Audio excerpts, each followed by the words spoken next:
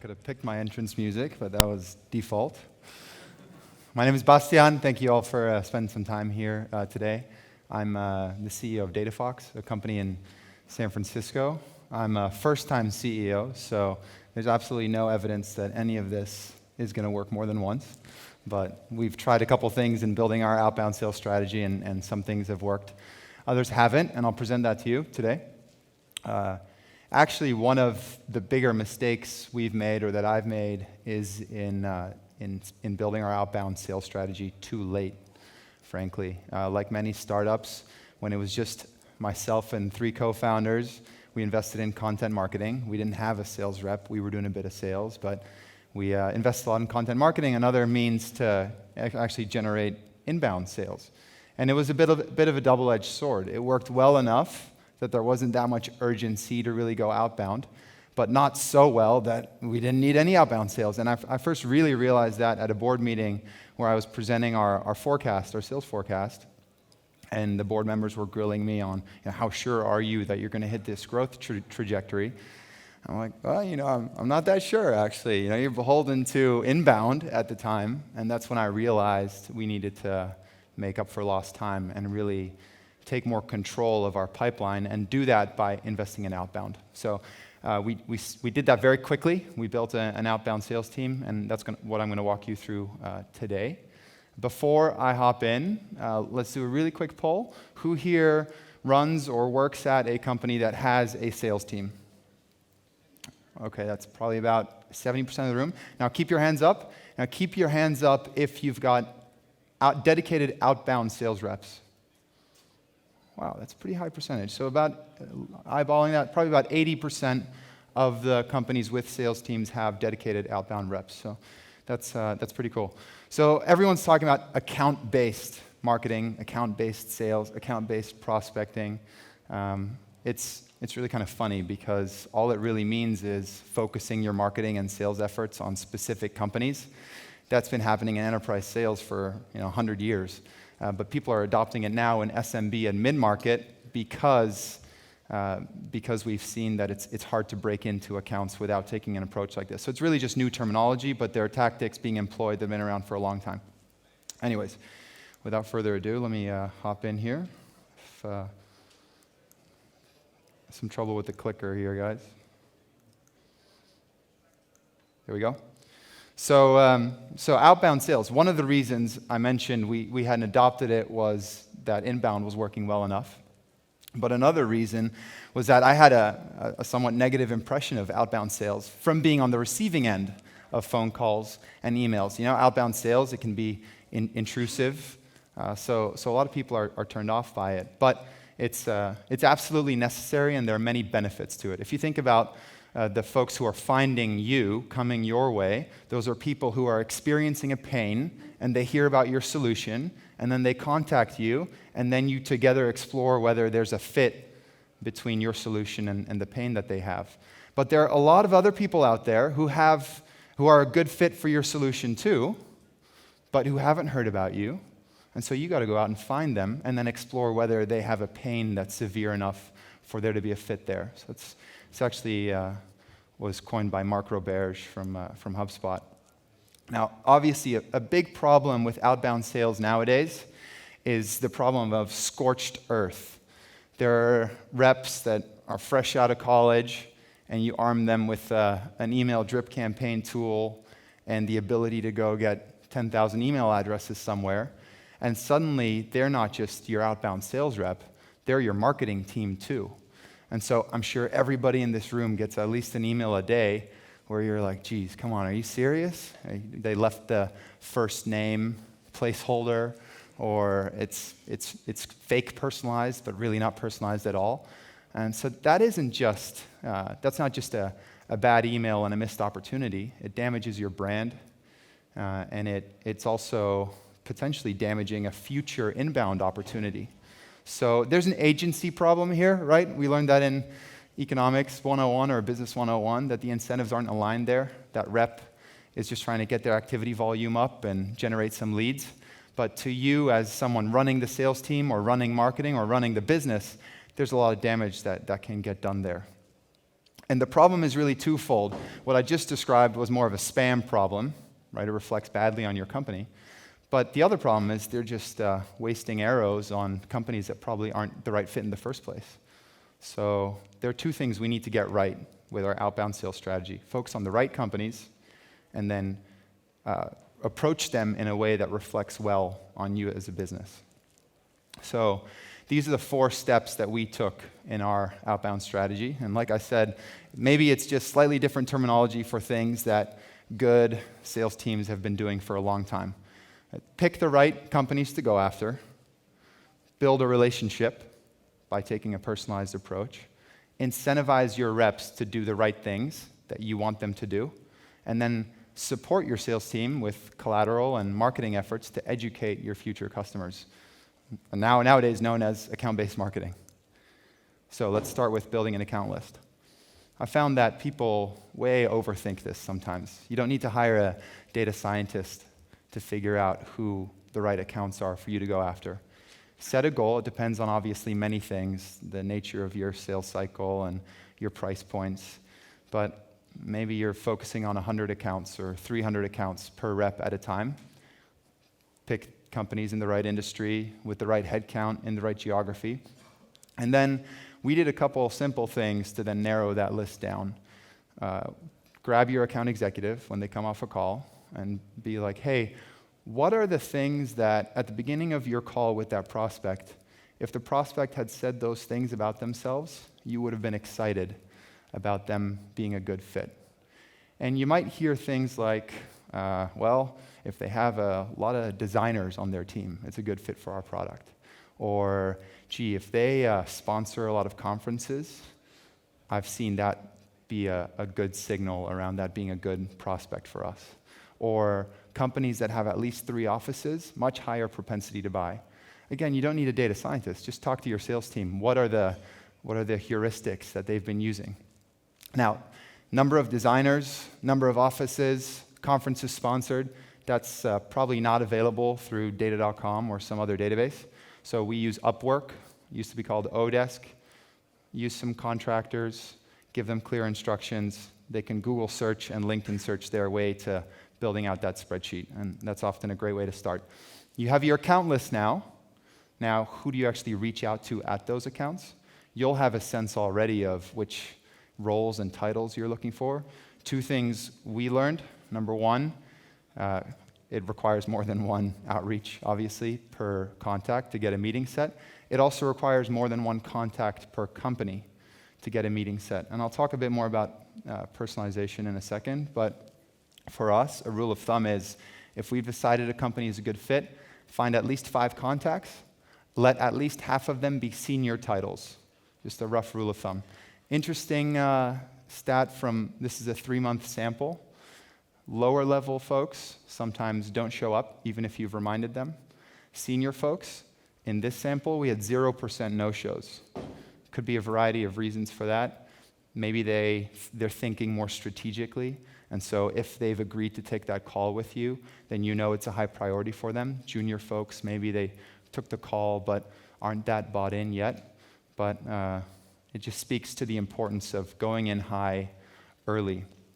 As a side note, how do you reduce the number of no-shows? Obviously, send a reminder before the meeting. A lot of reps don't do that. It helps enormously. Number 2, ask for the prospect's cell phone number and put that in the invite.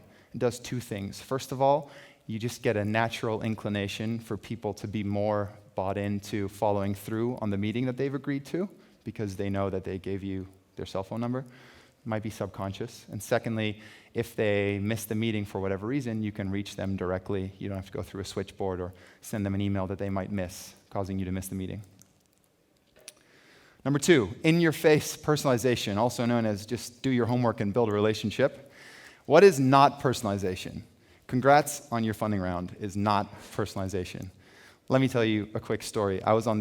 We used to send congrats on your fundraising emails. And then in July last year, July 22nd, I'll never forget it because it was a black day in my inbox, we announced our funding round, and I got 200 phone calls and emails of people selling us recruiting services and real estate and software, all kinds of things.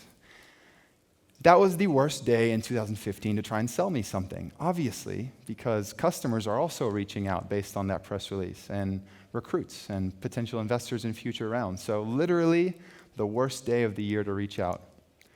It all turned into static, and I probably didn't respond to any of those emails, even if some of them may have been a good fit.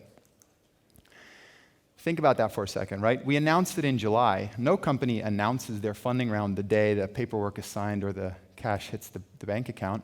You prepare your announcement and you align it to a product launch or something. We raised our money in May and then started spending it. Hired a bunch of people, got an applicant tracking system, moved into a bigger office, bought healthcare, bought insurance, all this stuff, bought marketing software, and then we announced it.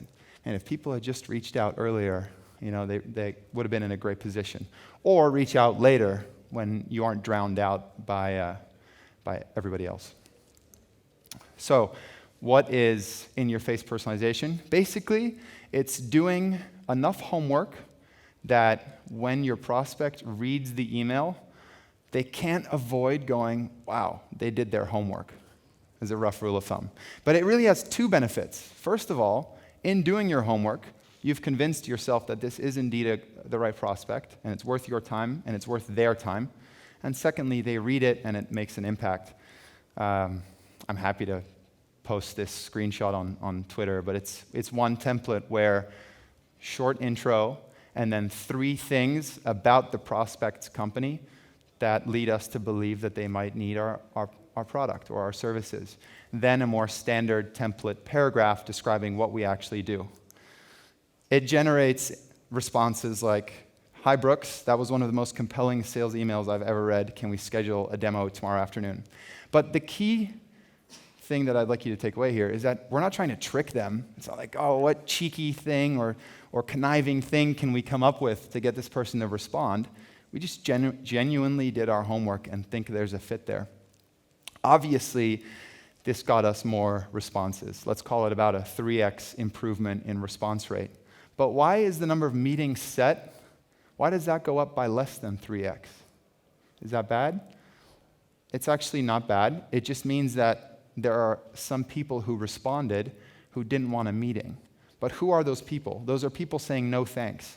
No thanks is a great response for 2 reasons. First of all, now our rep won't continue doing a bunch of homework on this person, so opportunity cost of that time saved. Secondly, you often get some intel out of it. This prospect had just purchased LinkedIn Sales Navigator. Great. In a follow-up, they might be able to share with us when that contract comes up or how they're thinking about their tech stack. Exchange an email or 2 and then put that on your calendar. That is golden information around when to reach out later on. So getting a no thanks is hugely valuable. So what do we look for if we're not looking for funding rounds? We're looking for company milestones. Look, it depends on what you're selling, again, but any evidence of the company's growth or spending on marketing. By the way, I just posted this screenshot to the top of my Twitter feed, which is in the bottom left-hand corner. So if you can't see it from the back, you can grab it there. But there are about 60 different signals that we look for depending on what we're selling and to whom. And we have this rule: no outreach without research. You've gathered that by now. And no follow-up without reason, which means it is absolutely not allowed to send an email to a prospect from our company that says, checking in, did you see my email below? That's just excruciating. When I hate being on the receiving end.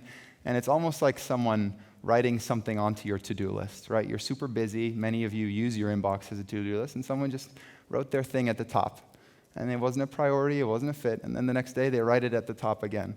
And so we feel that we can't do that without earning the right to do that, and you do that by either doing more homework and sharing that, or by sharing some information or a white paper or a link to a blog post that might be helpful. Number 3, incentives. So this is one rep across 3 months. They had about 1,000 phone calls and emails a month.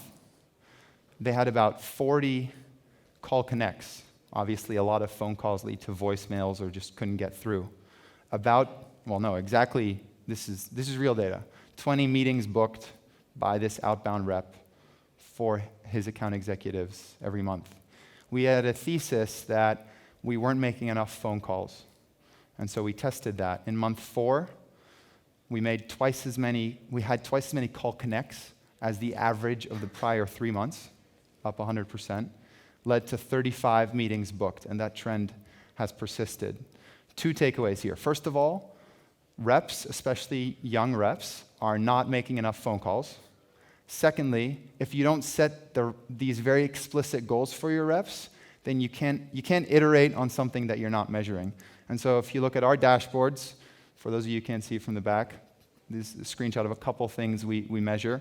For this outbound rep, for this BDR, they have to make 30 activities a day. 10 of them need to be calls. And there's actually another metric for call connects. And then we also have a dashboard that shows how many prospects have received their first email but who we haven't called yet. That number's red because it's way too high. And so he knows that right now he needs to make those phone calls to get that number down.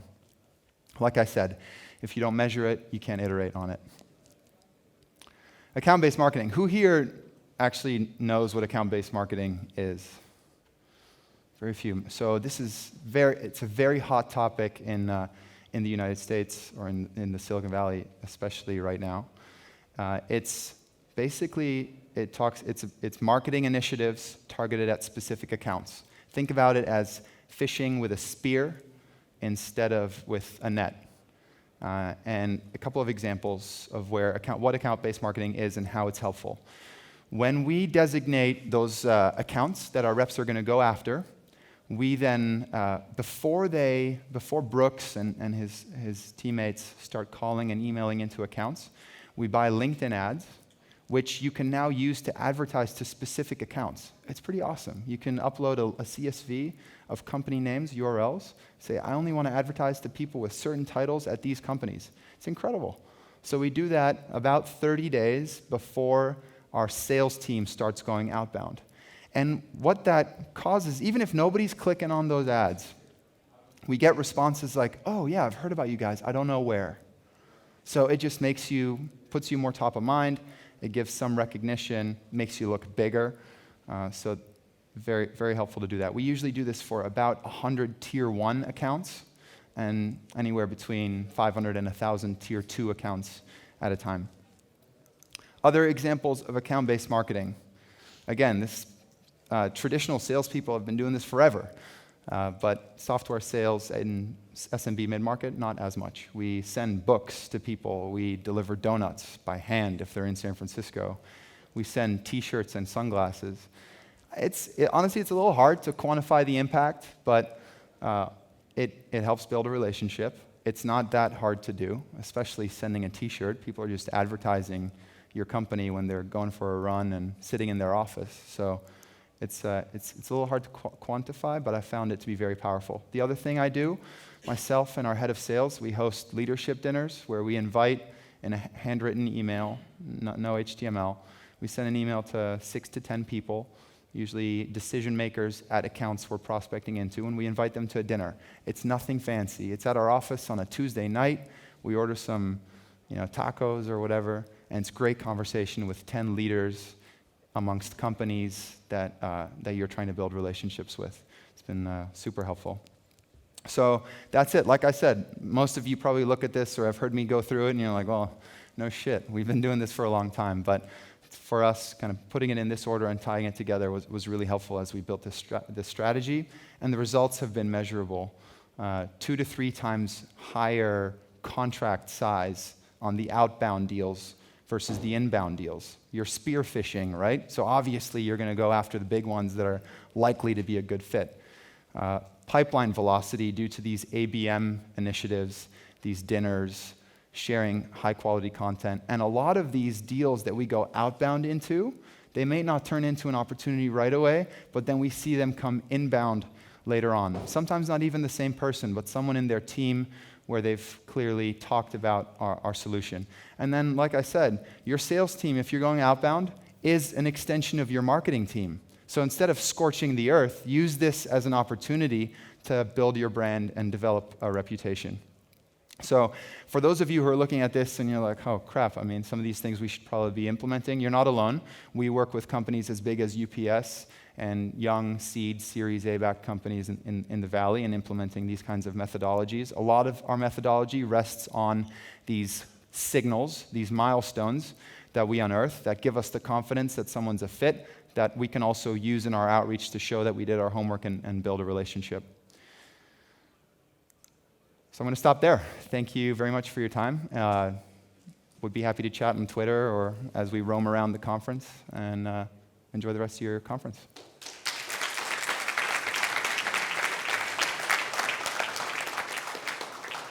And then I get to very, very briefly mention to you who's up next.